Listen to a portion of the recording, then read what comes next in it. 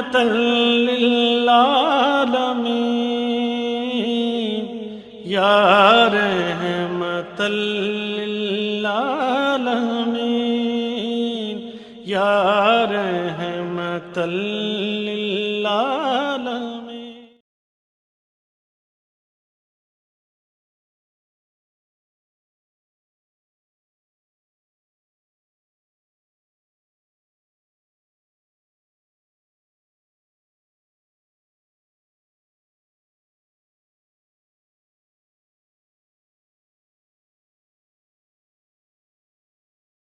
اللهم صل على محمد وعلى آل محمد كما صليت على إبراهيم وعلى آل إبراهيم إنك حميد مجيد.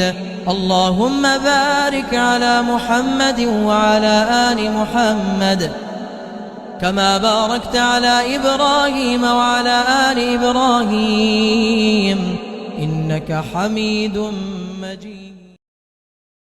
نحمده ونصلي على رسوله الكريم اما بعد اعوذ باللہ من الشیطان الرجیم بسم اللہ الرحمن الرحیم.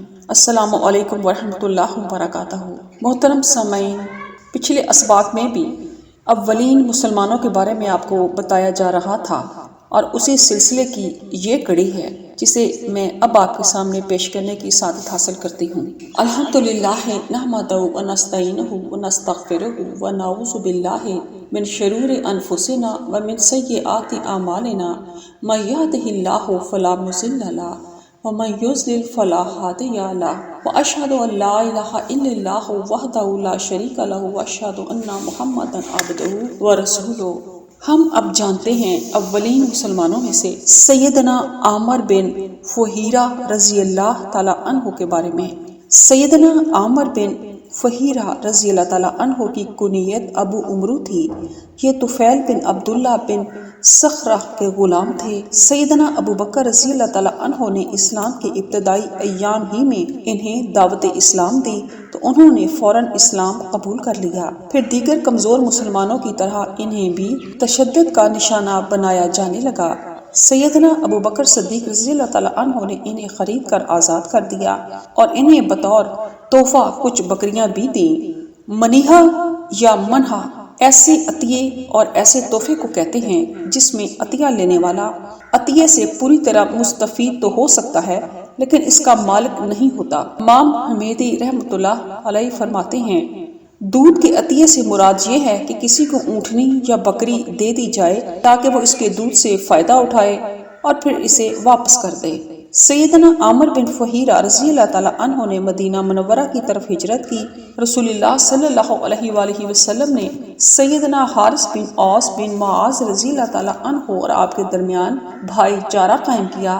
آپ نے بدر اور احد میں شرکت کی اور 40 برس کی عمر میں 4 ہجری 625 میں برہ معونہ کے مارکے میں شہادت پائی.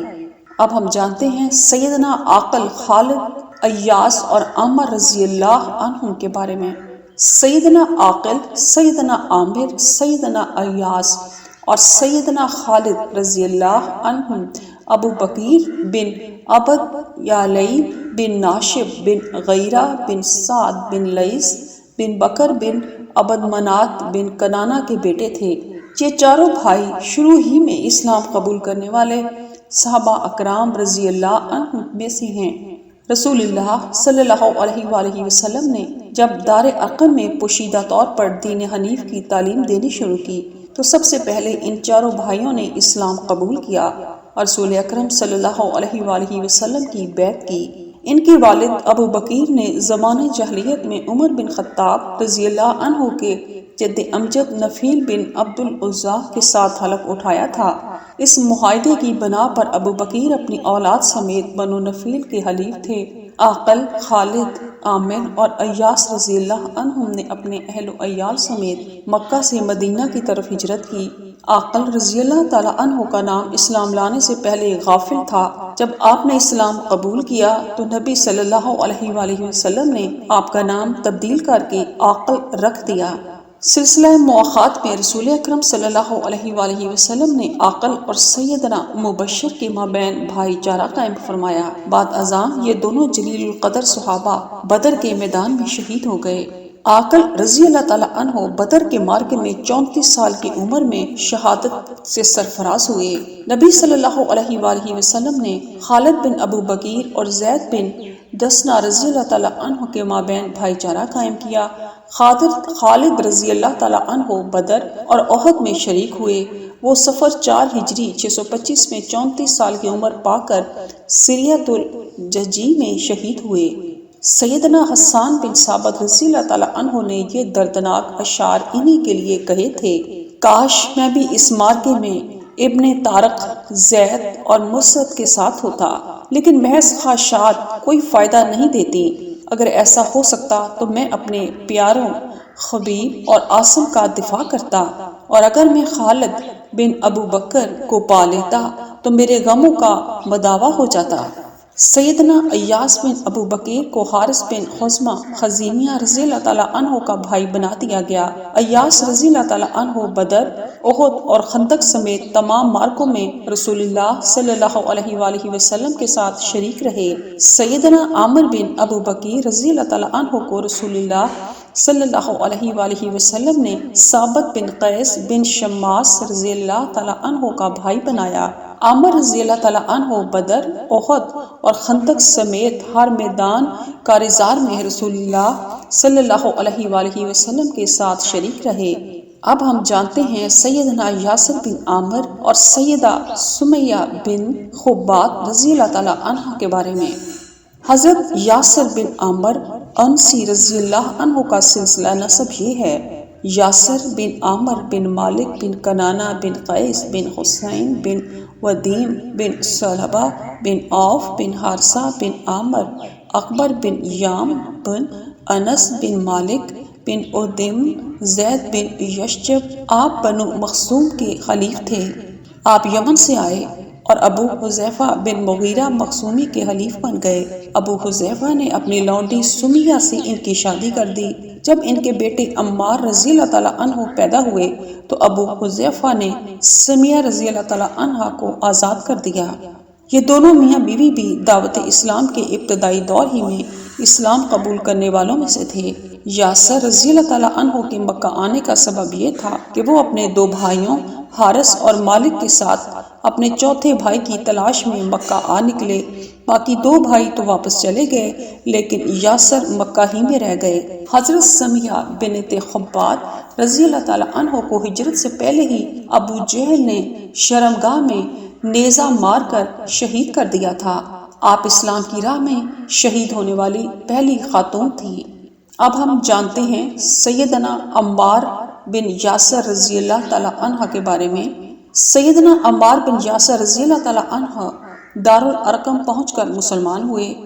صہیب رومی اور عمار بن یاسر دونوں نے بیک وقت اسلام قبول کیا۔ عمار رضی اللہ تعالیٰ عنہ بیان کرتے ہیں کہ میں صہیب بن سنان رضی اللہ تعالیٰ عنہ سے دارالارقم کے دروازے پر ملا۔ اس وقت رسول اللہ صلی اللہ علیہ وآلہ وسلم دار ارقم میں تشریف فرما تھے۔ میں نے صہیب سے پوچھا، آپ جہاں کیوں آئے ہیں؟ وہ بولے، پہلے آپ بتائیں کہ آپ کیوں آئے ہیں؟ میں نے بتا دیا کہ میں محمد صلی اللہ علیہ وآلہ وسلم سے ملنے اور آپ کا کلام سننے آیا ہوں۔ صہیب رضی اللہ تعالیٰ عنہ کہنے لگے، میں بھی اسی مقصد کے لیے آیا ہوں۔ ہم دونوں اندر گئے۔ رسول اللہ صلی اللہ علیہ وآلہ وسلم نے ہمیں اسلام قبول کرنے کی دعوت دی۔ ہم اسی وقت مسلمان ہو گئے۔ اس وقت تک تقریباً 30 افراد مسلمان ہو چکے تھے۔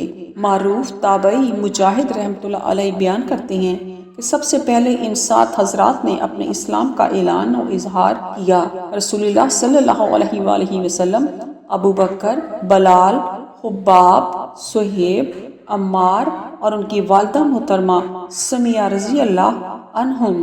رسول اللہ صلی اللہ علیہ وآلہ وسلم عمار بن یاسر رضی اللہ تعالیٰ عنہ کی بڑی قدر و منزلت فرماتے تھے۔ حضرت خالد بن ولید رضی اللہ تعالیٰ عنہ بیان کرتے ہیں کہ میرے اور عمار بن یاسر کے درمیان کسی بات پر تنازع ہو گیا۔ میں نے انہیں خاصی سخت باتیں کہہ دیں۔ عمار شکایت لے کر نبی کریم صلی اللہ علیہ وآلہ وسلم کی خدمت میں پہنچ گئے۔ میں نے آپ صلی اللہ علیہ وآلہ وسلم کی موجودگی میں بھی اپنی تلخ کلامی جاری رکھی۔ نبی کریم صلی اللہ علیہ وآلہ وسلم ہمیں خاموشی سے دیکھ رہے تھے۔ عمار نے رونا شروع کر دیا اور کہا، اے اللہ کے نبی، کیا آپ دیکھ نہیں رہے کہ خالد کیسا طرز عمل اختیار کر رہے ہیں؟ رسول اللہ صلی اللہ علیہ وآلہ وسلم نے سر اٹھایا اور فرمایا، من ادا عمارا آداہ اللہ ومن ابغض عمارا ابغضہ اللہ۔ جس نے عمار سے دشمنی رکھی، اللہ تعالیٰ اس سے دشمنی رکھے۔ جس نے عمار سے بغض رکھا، اللہ تعالیٰ اس سے بغض رکھے۔ سیدنا خالد کہتے ہیں، میں رسول اللہ صلی اللہ علیہ وآلہ وسلم کے پاس سے اٹھ کر آیا تو مجھے عمار کی رضامندی سے زیادہ کوئی چیز محبوب نہیں تھی۔ پھر میں عمار رضی اللہ تعالیٰ عنہ سے ملا تو وہ راضی ہو گئے۔ امام بن خوبان رحمۃ اللہ علیہ نے اس حدیث میں کو صحیح فرمایا ہے کہ علامہ شعیب بھی اسے صحیح قرار دیتے ہیں۔ حضرت علی رضی اللہ تعالیٰ عنہ بیان کرتے ہیں کہ عمار رضی اللہ تعالیٰ عنہ نے نبی کریم صلی اللہ علیہ وآلہ وسلم کی خدمت میں آنے کی اجازت چاہی تو آپ نے فرمایا، اذنوا لہ مرحبا بالطیب المطیب، انہیں اجازت دے دو، خوش آمدید اے پاکیزہ مہکتے ہوئے انسان۔ سیدہ عائشہ صدیقہ رضی اللہ تعالیٰ عنہ بیان کرتی ہیں کہ رسول اللہ صلی اللہ علیہ وآلہ وسلم نے فرمایا، عمار کو جب بھی دو معاملوں میں اختیار دیا گیا، انہوں نے دونوں میں سے زیادہ ہدایت والا معاملہ ہی اختیار کیا۔ سیدنا عمار رضی اللہ تعالیٰ عنہ نے مدینہ منورہ کی طرف ہجرت کی۔ نبی صلی اللہ علیہ وآلہ وسلم نے سلسلہ مواخات میں سیدنا حذیفہ بن یمان رضی اللہ تعالیٰ عنہ کو آپ کا بھائی بنایا تھا۔ سیدنا عمار رضی اللہ تعالیٰ عنہ بدر اور احد سمیت تمام معرکوں میں شریک رہے۔ آپ 37 ہجری 657 میں جنگ صفین میں شہید ہوئے۔ اس وقت آپ کی عمر مبارک 94 برس تھی۔ آئیے اب ہم جانتے ہیں سیدنا صہیب رومی رضی اللہ عنہ کے بارے میں۔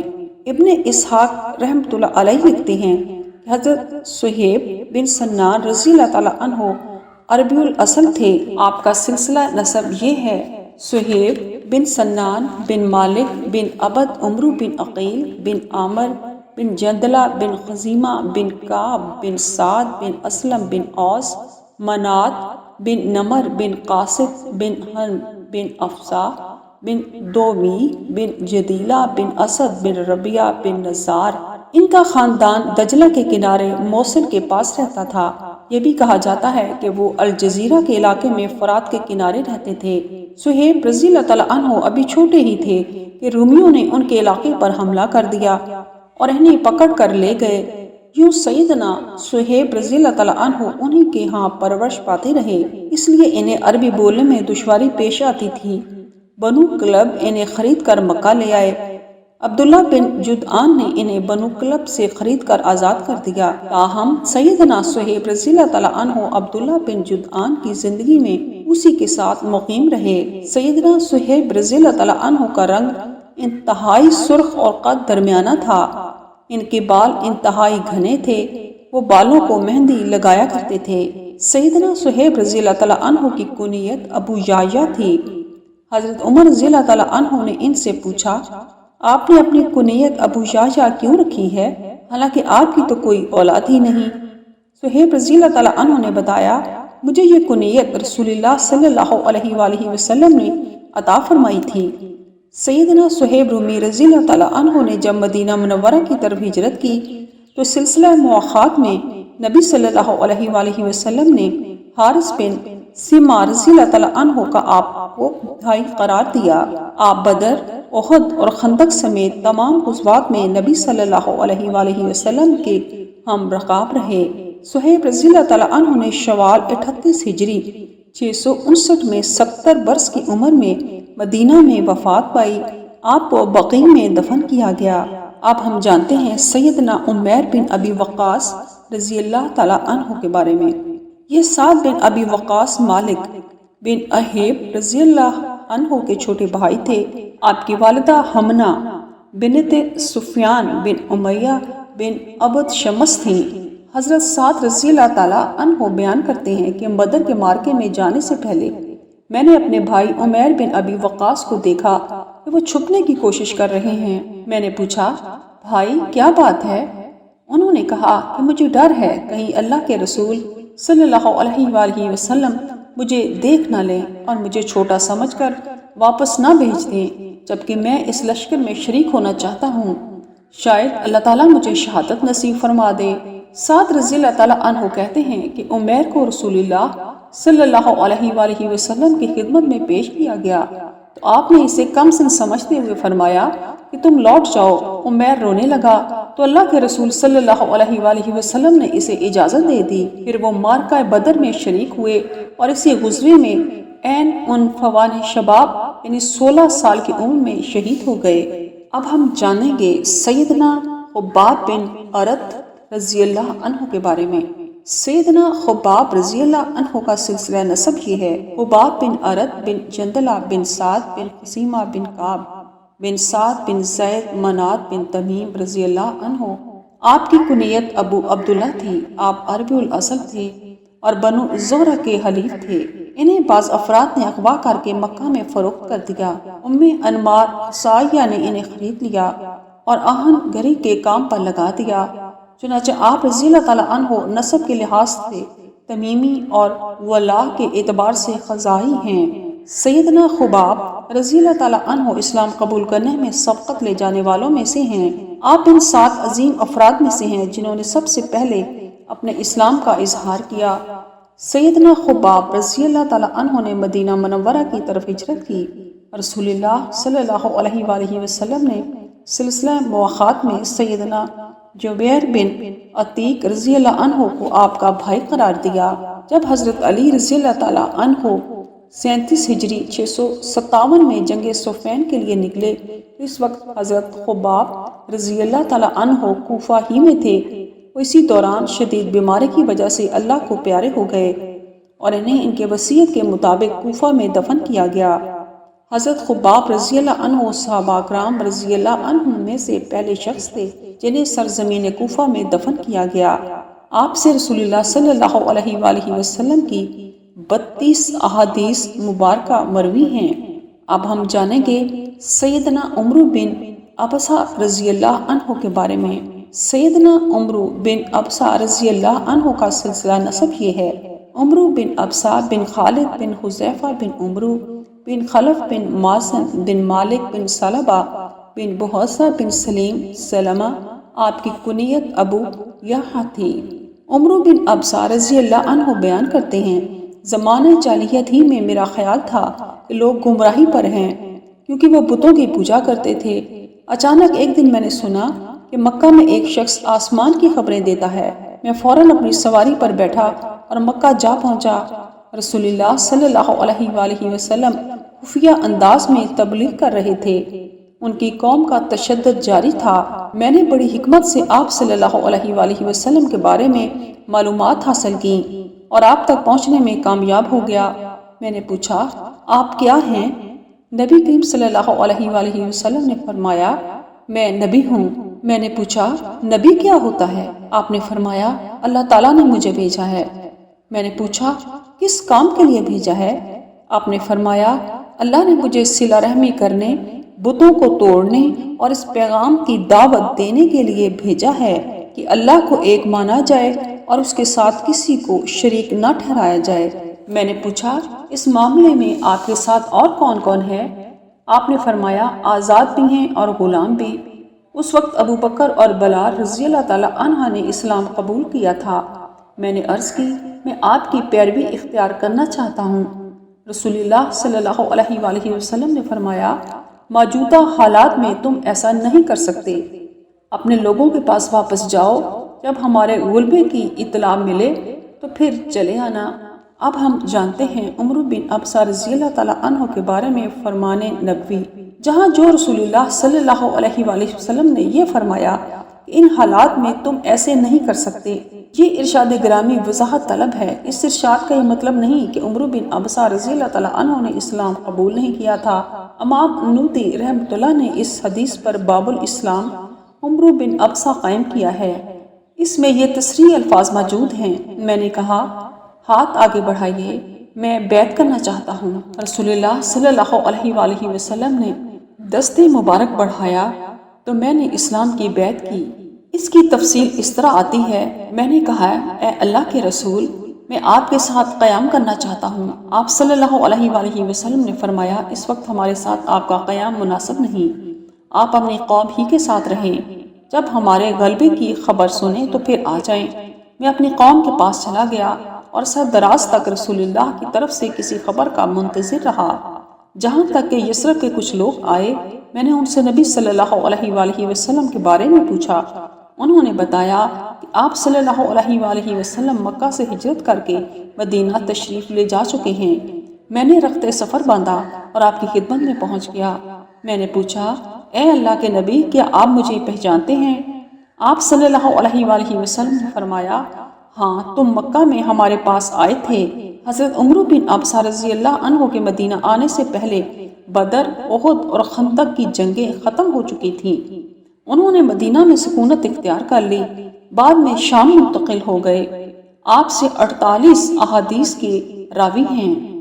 اب ہم جانتے ہیں سیدنا نعیم بن عبداللہ نہام رضی اللہ تعالیٰ عنہ کے بارے میں۔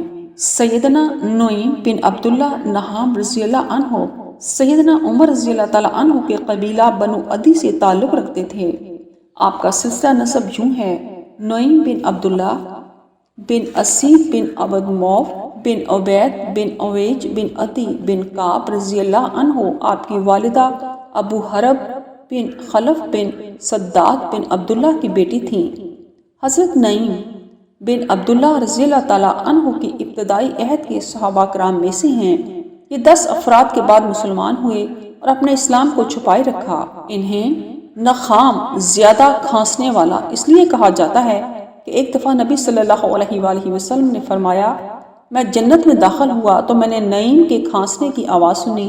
رسالت مآب صلی اللہ علیہ وآلہ وسلم کا یہ ارشاد مبارک ہی ان کی عرفیت کا ذریعہ بن گیا۔ انہیں نہام کہا جانے لگا۔ ان کے مجد و شرف کی بنا پر مشرکین انہیں تکلیفیں دینے سے باز رہے۔ جب مسلمانوں نے مدینہ کی طرف ہجرت کی تو انہوں نے بھی ہجرت کا ارادہ کر لیا، لیکن ان کا قبیلہ آڑے آ گیا۔ انہوں نے کہا آپ جو دین اپنانا چاہتے ہیں اپنا لیجئے، لیکن ہمارے پاس رہیے۔ اس کا سبب یہ تھا کہ آپ نہایت سخی تھے۔ آپ اپنی قوم بنو عدی کے فقراء، یتیموں اور بیواؤں کے اخراجات خود برداشت کرتے تھے۔ سیدنا نعیم رضی اللہ تعالیٰ عنہ نے حدیبیہ والے سال ہجرت کی اور نبی صلی اللہ علیہ وآلہ وسلم کی خدمت میں جا پہنچے۔ بعد ازاں آپ نے مشرکین و کفار کے خلاف تمام معرکوں میں شرکت کی۔ آپ جنگ یرموک 15 ہجری 636 میں شہید ہوئے۔ صدق اللہ العظیم۔ اللهم صل على محمد وعلى آل محمد كما صليت على إبراهيم وعلى آل إبراهيم إنك حميد مجيد اللهم بارك على محمد وعلى آل محمد كما باركت على إبراهيم وعلى آل إبراهيم إنك حميد مجيد